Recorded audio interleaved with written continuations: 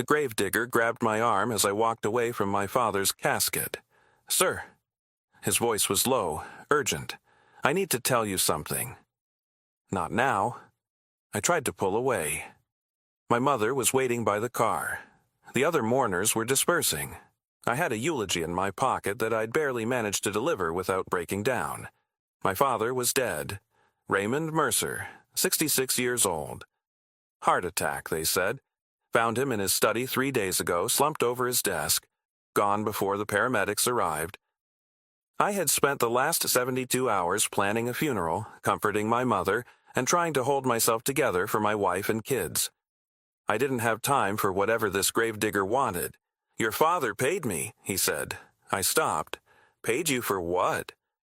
The gravedigger, a weathered man in his mid-50s with dirt under his fingernails and eyes that had seen too many burials, leaned closer. "Paid me to bury an empty coffin." The world tilted. I felt dizzy, unmoored, like the ground beneath my feet had suddenly turned to water. "Stop joking. My father is dead. I saw his body at the viewing." "You saw what he wanted you to see." "That's insane. There was a viewing. People signed the guest book. My mother kissed his forehead." The gravedigger pressed something into my palm. A key. Small, brass, with a number stamped into the head. 17. "What is this?" "Don't go home." His voice dropped to a hiss. "Go to Unit 17, storage facility on Route 9. Your father left instructions." Instructions? He died of a heart attack 3 days ago. My phone buzzed. A text from Mom. "Come home alone." I stared at the message. Something about it felt wrong.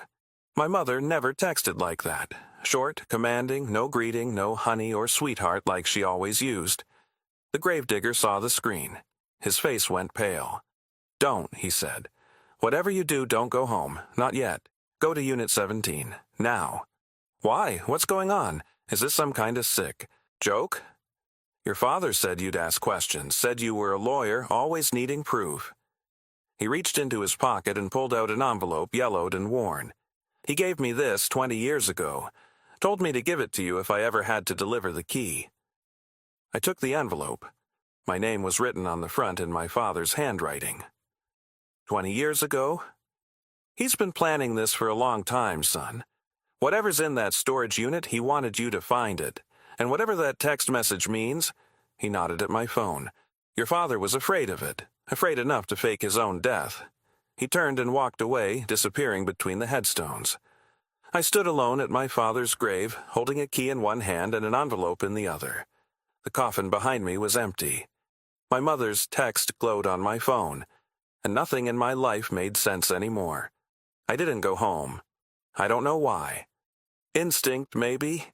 The look on the gravedigger's face? The wrongness of my mother's message? Or maybe it was the envelope. I opened it in my car, parked at the edge of the cemetery, hands trembling so badly I could barely tear the seal. Inside was a single sheet of paper, covered in my father's handwriting. "Julian, if you're reading this, then Marcus has given you the key, which means I've had to disappear. I know you have questions. I know you're confused, angry, probably convinced this is some kind of elaborate prank. It's not. Everything I'm about to tell you is true, and I'm sorry, sorrier than you'll ever know, that I've had to keep it from you for so long. Go to Unit 17, Route 9 storage. The key will open the door. Inside, you'll find everything you need to understand. But Julian, and this is the most important part, do not go home. Not until you've been to the unit. Not until you understand what's happening. If you've received a message from your mother asking you to come home, especially if it sounds wrong or out of character, do not. Go. They have her. They're using her to get to you. I will explain everything, I promise. Trust no one except the woman at the storage facility. Her name is Patricia. She's expecting you. I love you, son. I've always loved you. And everything I've done, everything has been to protect you and your family. Go to Unit 17, now. That I read the letter 3 times. Then I started my car and drove to Route 9. Route 9. Storage was a sprawling complex on the outskirts of town. rows of corrugated metal units, security cameras, a chain-link fence with barbed wire on top. At the front office, a woman was waiting. Julian Mercer. She was in her late 40s, professional, with sharp eyes and a posture that suggested military or law enforcement. She was wearing civilian clothes, but something about her screamed federal agent. Patricia? Agent Patricia Holloway, FBI. She flashed a badge, then pocketed it just as quickly. Your father said you'd come. Follow me. Wait, FBI? What does the FBI have to do with my father? Everything will be explained, but not here. She glanced at the security cameras. We're being watched. We need to move. She led me through the maze of storage units, past numbers 1 through 16 until we reached a unit at the very back of the complex. Unit 17. Use the key, Patricia said. I inserted the brass key into the padlock. It turned smoothly. The lock clicked open. I lifted the rolling door, and my father stood up from a chair inside. Julian? He looked older than he had at the viewing, more tired but alive. Unmistakably, impossibly alive. Dad? I know this is a lot, but I need you to come inside and close the door. Now, before anyone sees. I stumbled into the unit. Patricia followed, pulling the door down behind us. The space was larger than I expected. Not a typical storage unit, this was a fully equipped safe house. A cot in one corner, a small refrigerator, computer monitors showing security feeds from multiple locations, a wall covered with photographs, documents, maps, red string connecting different points like something out of a conspiracy thriller. And in the center of it all, my father, Raymond Mercer, the man I had buried an hour ago. How? It was the only word I could manage. Sit down, son. He gestured to a folding chair. This is going to take a while. I sat. My legs wouldn't have held me anyway. The body at the viewing, whose was it? A cadaver from a medical school. Same height, same build. The funeral home was compensated to not ask questions. He paused. I've been planning this for months, Julian, ever since I found out Victor Crane was getting out of prison. Victor Crane? Who is Victor Crane? My father exchanged a look with Patricia. Then he took a breath. He's the reason I've been lying to you for your entire adult life. The story took 2 hours to tell. In 1995, my father was 37 years old, a successful accountant with a growing practice and a roster of wealthy clients. One of those clients was a man named Victor Crane. Crane ran a legitimate import-export business on paper.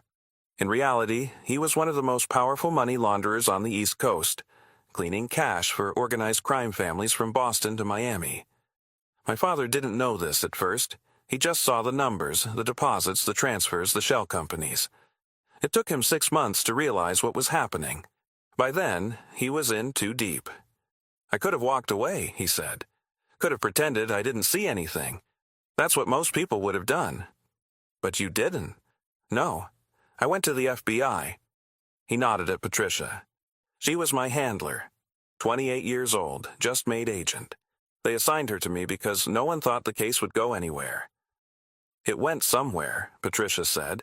Your father wore a wire for 2 years, gathered enough evidence to bring down Crane's entire operation, hundreds of millions in laundered money, connections to 6 different crime families. In 1998, I testified. My father continued. Crane was convicted. Sentenced to 30 years. He paused. I was supposed to go into witness protection, but the FBI convinced me the threat was over. Crane would die in prison, they said. His organization was dismantled. I could live a normal life. And you believed them. I wanted to believe them. Your mother and I had just gotten married. We wanted children. I couldn't imagine raising a family and hiding, always looking over my shoulder. So you stayed. I stayed, changed some habits, stayed vigilant. But as the years passed, I let my guard down. Crane was in prison, his people had scattered. I thought it was over. He stood up, walked to the wall of photographs. Then, 3 months ago, Victor Crane was released. The photo showed a man in his late 50s. Silver hair, cold eyes, the face of someone who had spent 25 years in prison planning revenge. Good behavior, my father said bitterly. 25 years instead of 30. And the day he walked out of that prison, he started putting together his plans. Plans for what? For this. He pointed to another section of the wall. Photos of our family. Me, my mother, Celeste, Emma, and Oliver. My blood went cold. He's targeting us? Everyone, the entire Mercer family. He's had 25 years to think about what I did to him. 25 years to plan his revenge. My father's voice cracked. He wants to kill everyone I love, Julian, and then he wants to kill me, slowly. How do you know this? Patricia stepped forward. We have informants inside his organization. When Crane got out, he immediately started reaching out to old contacts. Within a week, he had assembled a team. Within a month, he had a plan.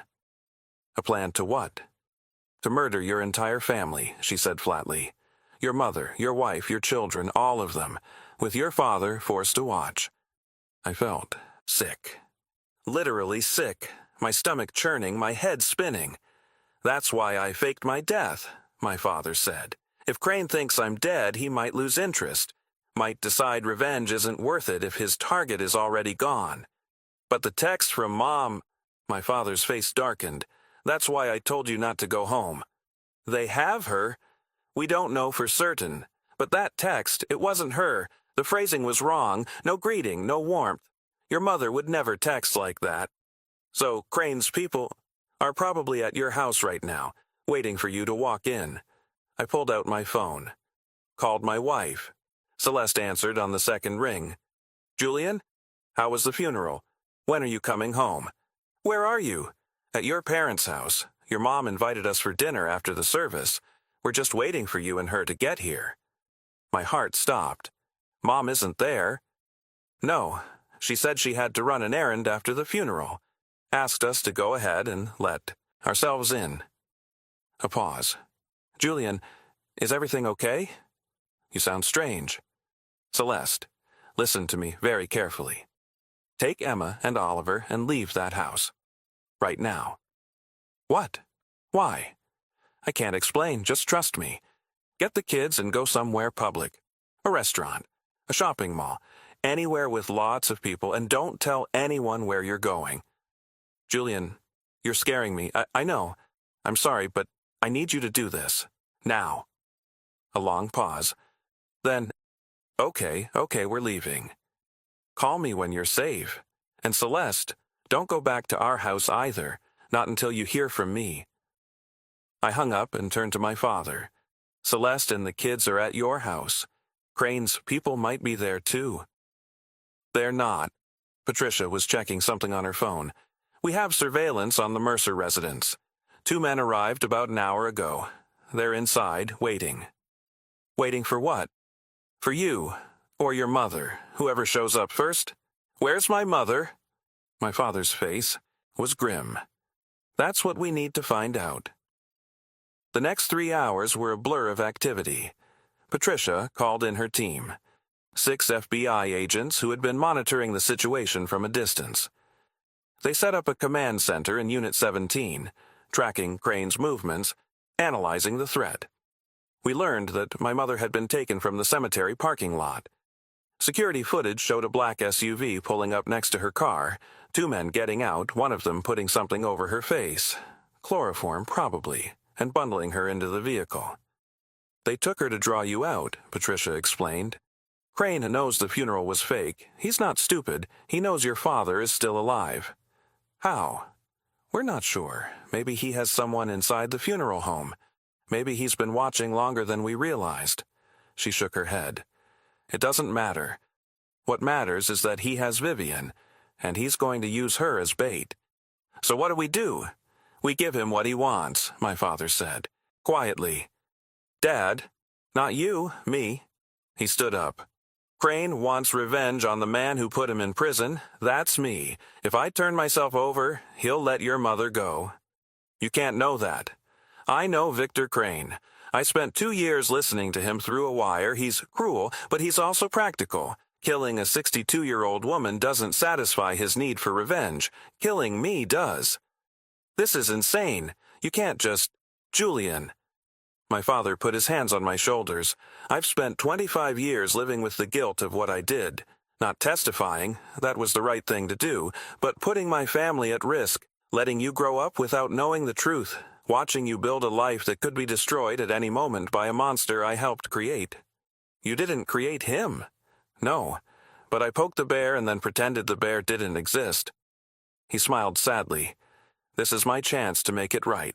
To protect you, your mother, your wife, your children, to finally end this. Patricia stepped forward. There might be another way. We both turned to look at her. Crane wants a confrontation, fine. We'll give him one. But on our terms, not his. The plan was dangerous, risky, the kind of thing that works in movies and gets people killed in real life. But it was the only plan we had.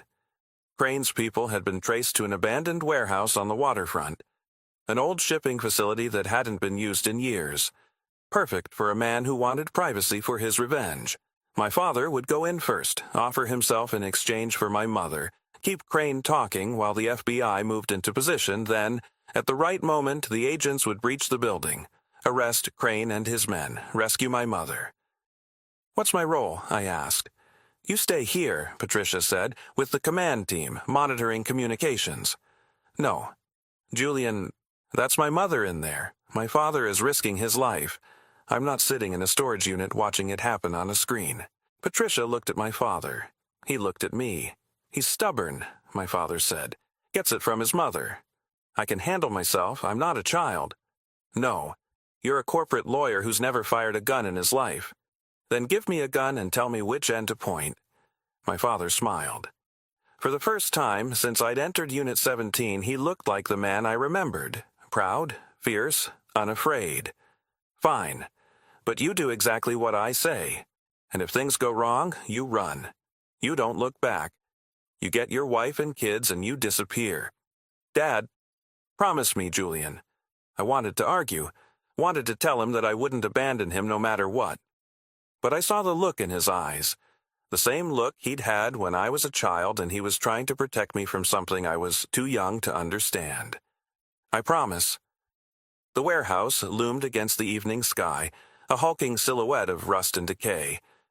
We approached from the waterside, using an old drainage channel that led to a service entrance. My father went first, unarmed, hands visible. I followed with 2 agents staying in the shadows. The interior was vast and dark, lit only by industrial lamps hanging from the ceiling, and in the center of that darkness, surrounded by half a dozen armed men, stood Victor Crane. He looked exactly like his photograph. Silver hair, cold eyes, the patient stillness of a predator. And beside him, bound to a chair, was my mother. Raymond Mercer. Crane's voice echoed through the empty space. I knew you weren't dead. The funeral was a nice touch, though. Very dramatic. Let her go, Victor. This is between us. Between us? Crane laughed, a harsh, ugly sound. You took 25 years from me. 25 years in a concrete box, thinking about everything you stole from me, my business, my reputation, my life. He stepped closer to my mother. You think I'm just going to let you walk in here and negotiate? I'm not negotiating. I'm offering you what you want. Me. Take me and let my family go. Your family? Crane's eyes swept the warehouse. Your son is here too, isn't he? Hiding somewhere in the shadows. I can smell his fear. My blood went cold.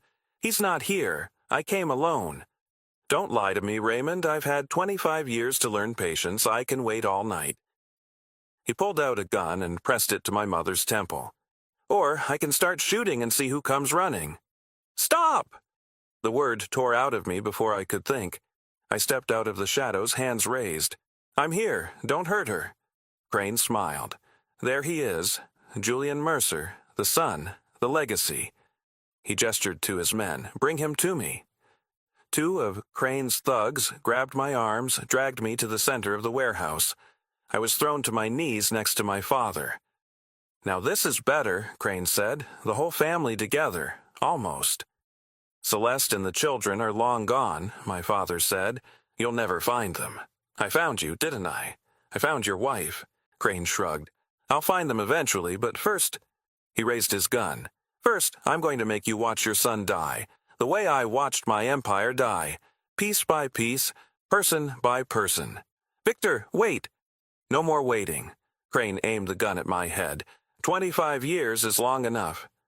I closed my eyes, thought of Celeste, Emma, Oliver. I'm sorry, I thought. I'm so sorry. The gunshot was deafening, but I didn't die. I opened my eyes to chaos.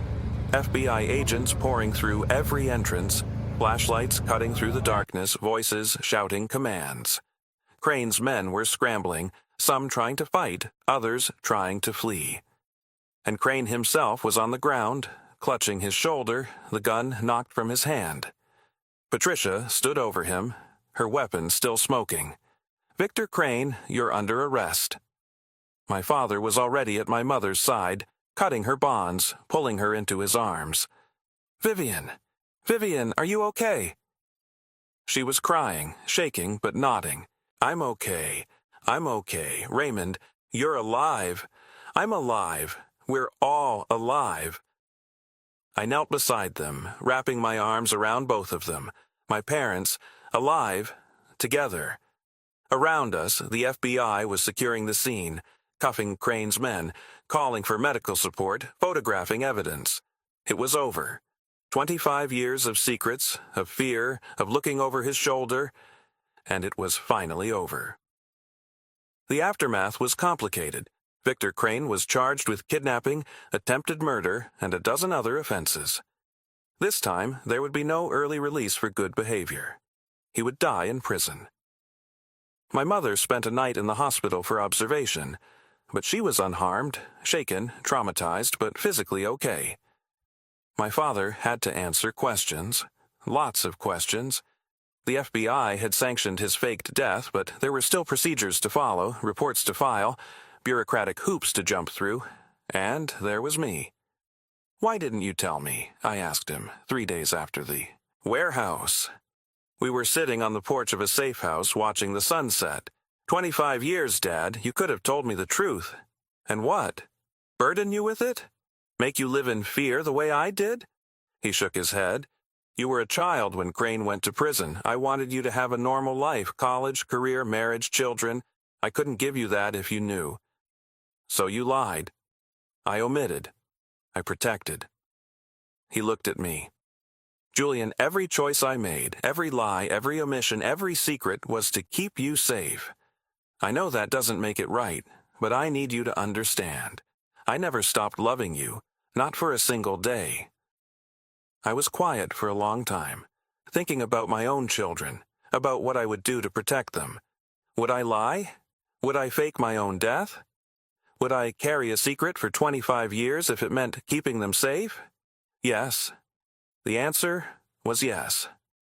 I understand, I said finally.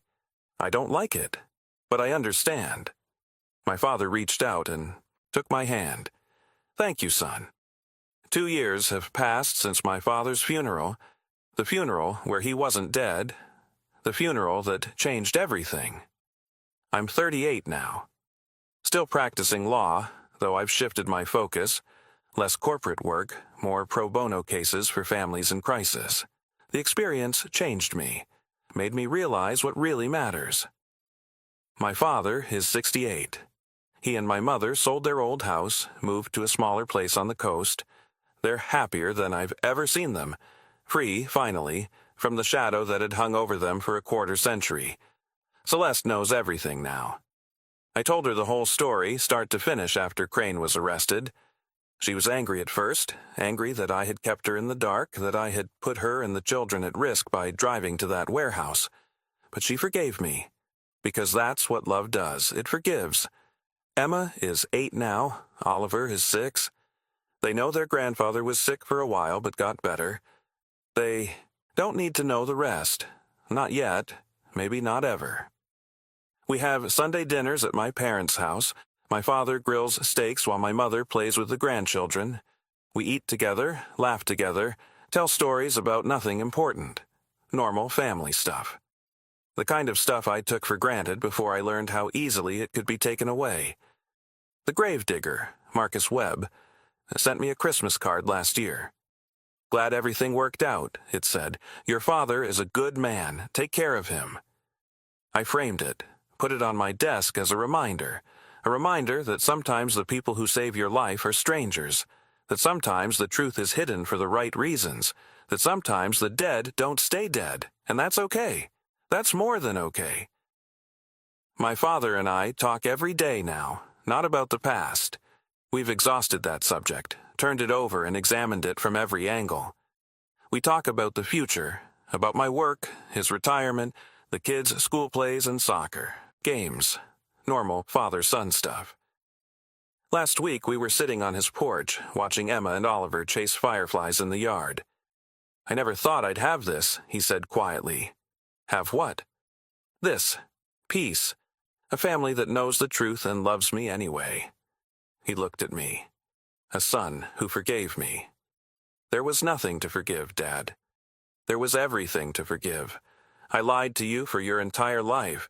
I put you in danger. I made you think I was dead. You did it to protect me. That doesn't make it right. No, but it makes it understandable. I put my hand on his shoulder. You're my father. Whatever you did, whatever secrets you kept, you're still my father, and I love you. He didn't say anything, just reached up and squeezed my hand. We sat there in silence, watching the children play as the sun sank below the horizon. A family. Together. Alive, that's all that matters. Thank you for listening to my story. I know it sounds impossible.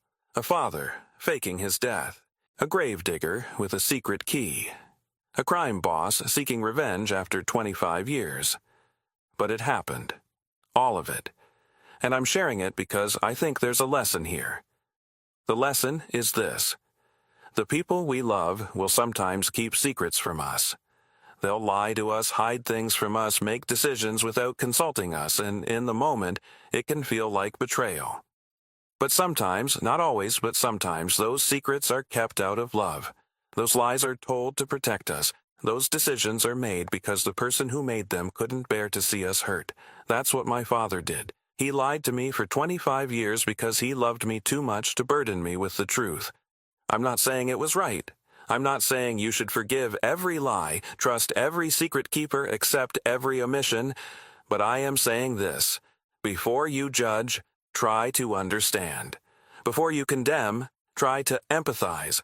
Before you walk away, try to see the love behind the lie, because sometimes the person who hurt you did it because they couldn't stand to see you hurt worse. And that's a kind of love too. Now I want to ask you something. What would you do if you found out your parent faked their death to protect you? Would you be angry or grateful? Would you forgive them or never trust them again? Drop your answer in the comments.